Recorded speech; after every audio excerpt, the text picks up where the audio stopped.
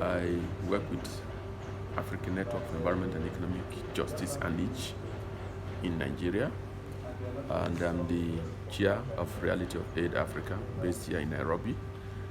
Uh, this past day and a half, as it were, we'll be looking at civil society organization, expert civil society organization from across Africa are gathered here in Nairobi to review financing for development for Africa. And a couple of issues have arisen.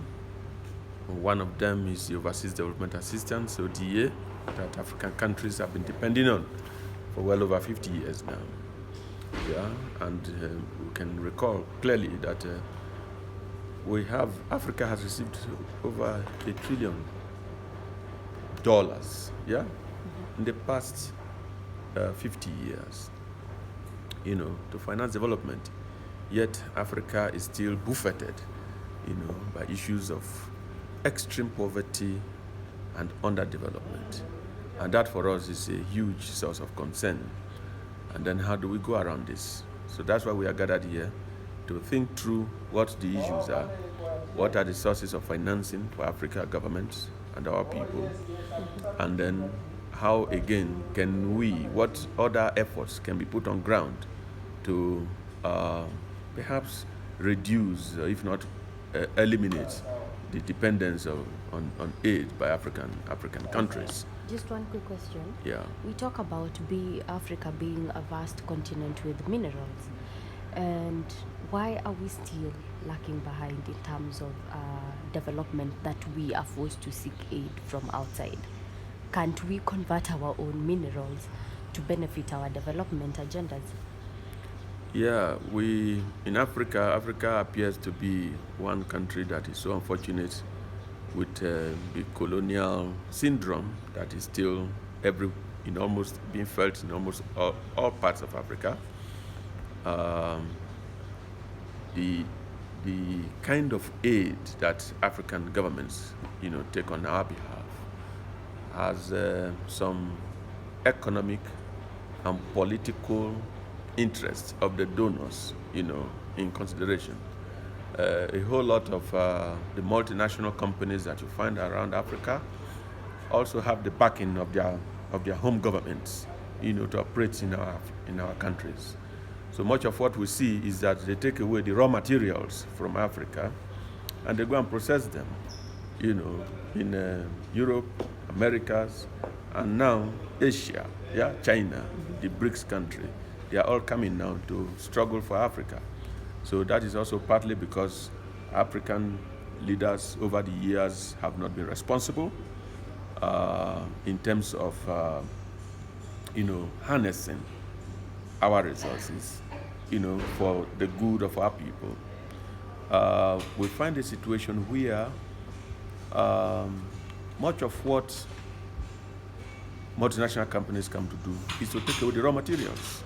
And so they are not being processed here in Africa in such a way that the value chain, and all the employment that it provides are also shipped away from Africa. So this in itself is a major challenge in terms of resource mobilization, in terms of employment generation, and labor creates wealth. So the more people that you put in employment, the more resources that you generate. Yeah. The other issue has to do with irresponsible management, of resources over the years. There are issues of huge financial outflow from Africa, illicit financial outflow from Africa, through grant corruption and through money laundering, in spite of the UN Convention Against Corruption, UNCAC, in spite of United Nations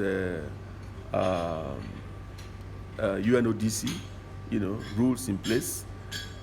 The people we put in position of trusts over time have manipulated our economies in ways and manners that it just benefits those in power. Yeah, so you elect them to serve you, and then they go there to serve themselves and to serve their friends and family members. Yeah, to the As an extent. expert, sir, just to cut you short, as an expert, what is the outstanding solution for this issue? Well, the way forward, yeah, the way forward for Africa is one, our governments have committed to, in 2008, to put in motion mechanisms in all of our countries to exit aid dependence by year 2030. Yeah? What we need to see from our governments now is for them to put in place. From year 2030, you mean that no Africa African want country? to exit aid dependence. Okay. Yeah? Foreign aid dependence. They want to exit. We want to exit foreign aid dependence by year 2030. That is what our governments have committed to since the year 2008. And that is like 10 years away from now. So we want to see our governments put in place action plan to realize this ambition. Yeah, 10 years is not too far. We want to see concrete steps being taken by our government to plug the loopholes from where illicit financial outflows go out. Tambo Beki report shows that over $50 billion leave African shores annually.